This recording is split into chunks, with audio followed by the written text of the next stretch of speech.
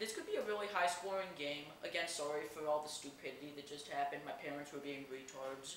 I think that it could be a really high-scoring, unexpectedly good game, the Raiders versus the Titans, because Tennessee's pass defense was not very good as far as I remember, and Oakland's run defense has been terrible for the last, let's say, 7 to 8 years.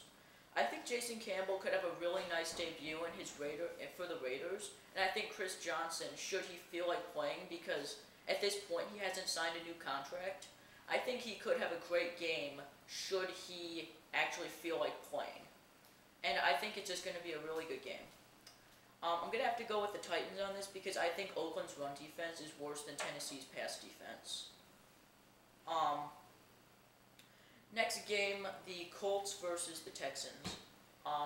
Houston's like 1-15 all time versus Indianapolis now, and I think that trend's going to continue because Houston lost Dante Robinson. They're replacing him with Kareem Jackson, and if you're expecting Kareem Jackson in his first career game to go against Peyton Manning, one of the best quarterbacks of all time, you're going to get beat. I mean, he could shred the Texans again. Matt Schaub could put up big numbers again. But in the end, I think Houston's going to choke again, and Indianapolis is going to win. Ben Tate could have a good game because of Indianapolis' run defense, but right now I'm just thinking the Colts are going to win this game. Cardinals-Rams. This is a game where two franchises took a really big fall. The Rams were 1-15, not going to get much better this year. Cardinals lost Kurt Warner. We all know that by now. And Matt Leinart comes in. So I think that the Cardinals are going to win this game because their running game could be really good with Beanie Wells and Tim Hightower. Larry Fitzgerald could make a couple big plays. Now for the Rams offensively, don't think they're going to be that good because Steven Jackson, he's a good offensive weapon, but he's really all they have. And then you've got Donnie Avery, who could be a good receiver. Him and Laurent Robinson should be the #1 targets for Sam Bradford early. But Cardinals should win this game whether Matt Leinart is terrible or not. Next game is 49ers versus Seahawks.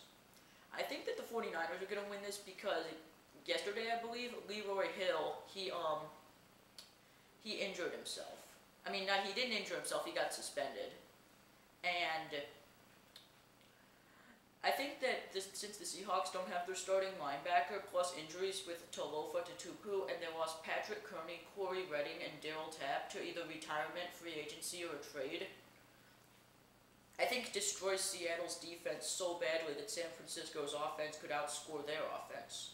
Alex Smith could have a great game because of how bad Seattle's defense is. His offensive line with Anthony Davis and Mike Iupati, they get much better.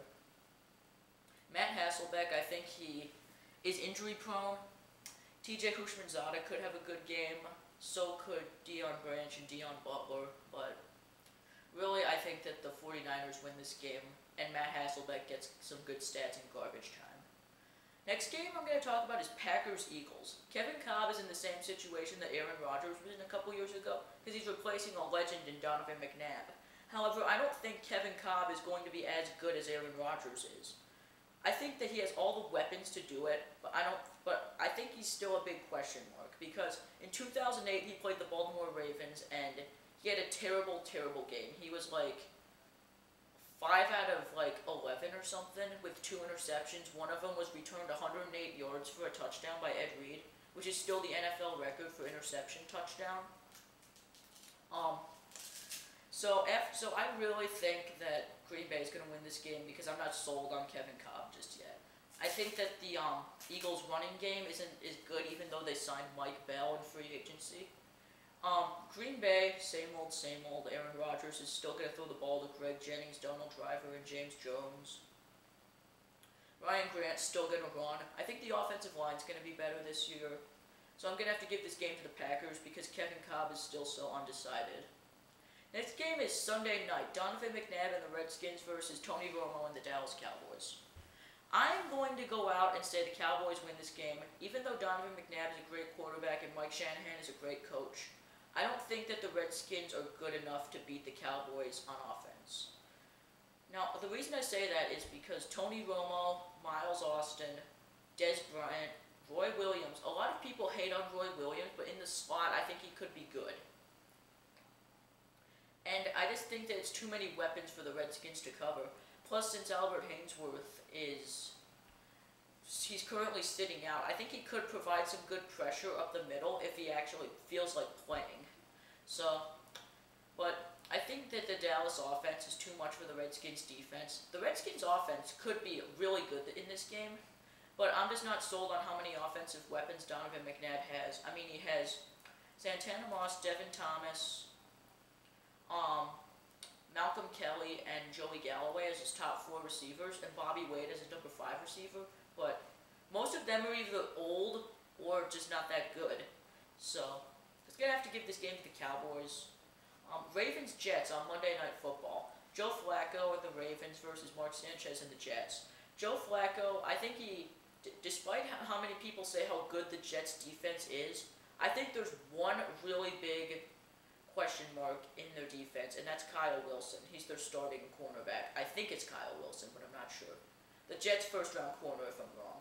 But him versus Dante Stallworth is a huge matchup problem, in my opinion, because Dante Stallworth is so fast, and he's a veteran, and Kyle Wilson is a rookie, and he's expected to cover him one-on-one for most of the game. I think Baltimore could defeat the Jets through cornerbacks, and their offensive line can take New York's defensive line. But Mark Sanchez, I think he could have a great career because of Santonio Holmes and all that. And Braylon Edwards. If Braylon Edwards doesn't drop passes, he's a very good receiver. And Jericho Cotchery could catch a ton of passes out of the slot. Sean Green and the offensive line could have a great game.